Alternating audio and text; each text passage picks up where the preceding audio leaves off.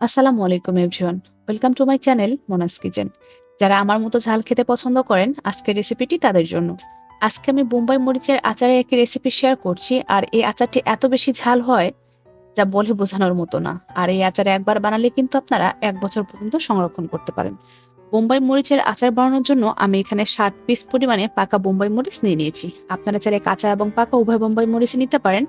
আমি সেখান থেকে ৪টি বোম্বাই মরিচ ফাইনালি চপ করে নেব। আপনারা যদি আরো বেশি ঝাল পছন্দ করেন তাহলে বোম্বাই মরিচের সংখ্যাটা একটু বাড়িয়ে নিতে পারেন। এরপর কড়াইয়ে আমি ২ টেবিল চামচ পরিমাণে সর্ষের তেল গরম করে নিচ্ছি। সেখানে ১ কাপ পরিমাণে বড় রসুনের কোয়া দিয়ে আমি সেটাকে লাল লাল করে ভেজে নিচ্ছি।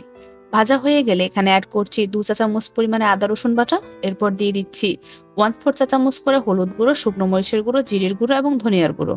যেহেতু বোম্বাই মরিচের আচারে প্রচন্ড ঝাল থাকে, তাই মশলাটা আপনারা একটু কম ব্যবহার করবেন। দিয়ে দিচ্ছি ১ কাপ পরিমাণে তেঁতুল, সেটাও তেলের সঙ্গে খুব ভালোভাবে নেড়েচেড়ে ভেজে নিচ্ছি। এরপর অ্যাড করছি ৫ টেবিল চামচ পরিমাণে সাদা সর্ষে বাটা। আমি সরিষা কিন্তু ভিনেগার দিয়ে ভেজে নিয়েছিলাম। এরপর দিয়ে দিচ্ছি চপ করে রাখা সে বোম্বাই মরিচের টুকরোগুলো। এরপর অ্যাড করছি ১ কাপ পরিমাণে ভিনেগার। এই আচার বানানোর পুরো প্রসেসে কিন্তু পানি ব্যবহার করা যাবে না। আমি সর্ষে, আদা রসুন সবই কিন্তু ভিনেগার দিয়ে পেস্ট করেছিলাম। এরপর এখানে অ্যাড করছি ৪০০ গ্রাম পরিমাণে সর্ষের তেল।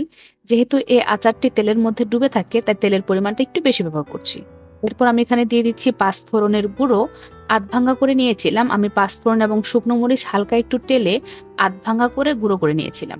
এরপর দিয়ে দিচ্ছি স্বাদ মতো লবণ, ২ টেবিল চামচ পরিমাণে চিনি, তেঁতুলের যে টক ভাব আছে সেটাকে ব্যালেন্স করার জন্য। ভালোভাবে নেড়েচেড়ে দিয়ে আমি এখানে বোম্বাই মরিচগুলো অ্যাড করছি। আমি বুটাসই ব্যবহার করছি। আর আমি কিন্তু বোম্বাই মরিচের আচারটা আস্ত আস্ত করেই বানাবো। এরপর তেলের সঙ্গে মসলা, বোম্বাই মরিচ খুব ভালোভাবে নেড়েচেড়ে ভেজে নিতে হবে।